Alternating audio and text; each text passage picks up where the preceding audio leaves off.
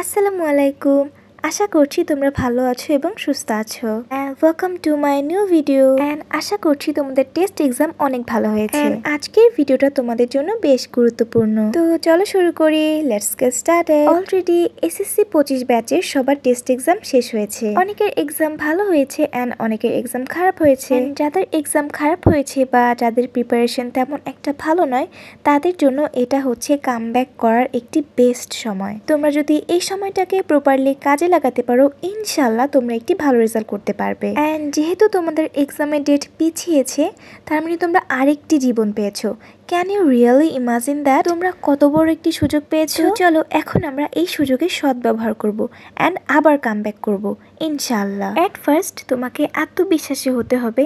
আমি পারবো, আমার দ্বারাই সম্ভব। প্রথমে তুমি তোমার চোখ বন্ধ করবে এবং তুমি তোমার ড্রিমগুলোকে ইমাজিন করবে। ড্রিমগুলো পূরণ হওয়ার পর তুমি কতটা খুশি হবে, তোমার বাবা মা কতটা খুশি হবে সেটা ইমাজিন করবে। তারপর তুমি বই নিয়ে পড়তে বসবে।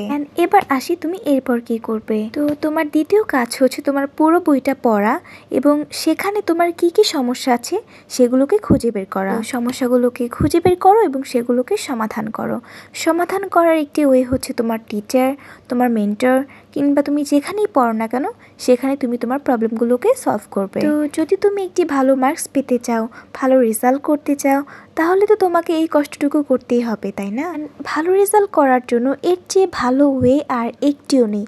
তোমাকে পড়তেই হবে, পড়তেই হবে, পড়তেই হবে। তো চলো এখন আমরা পড়ার জন্য একটি ইফেক্টিভ রুটিন তৈরি করব।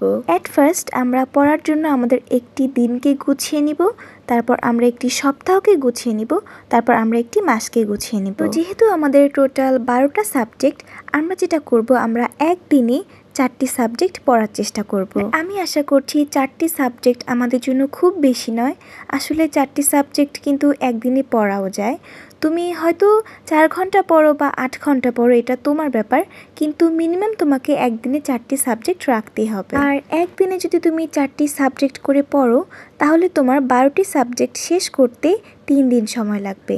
তো এক সপ্তাহে যেহেতু 7 দিন, প্রথম 3 দিনে তুমি তোমার সাবজেক্টগুলো পড়ে যেই সমস্যাগুলো কালেক্ট করবে, পরের 3 দিনে তুমি সেগুলো সমাধান করবে। অ্যান্ড এই 7 দিনের মধ্যে বাকি যে একটা দিন পড়ে থাকবে, ওই দিনে তুমি তোমাকে যাচাই করার জন্য সেই টপিকগুলোর উপর নিজেই পরীক্ষা নিবে এবং দেখবে যে তোমার সেই সমস্যাগুলো সমাধান হয়েছে কিনা। এভাবে যখন তুমি টানা 1 মাস পড়তে থাকবে, তখন দেখবে তোমার প্রায় অনেকগুলো অধ্যায় শেষ হয়ে গিয়েছে।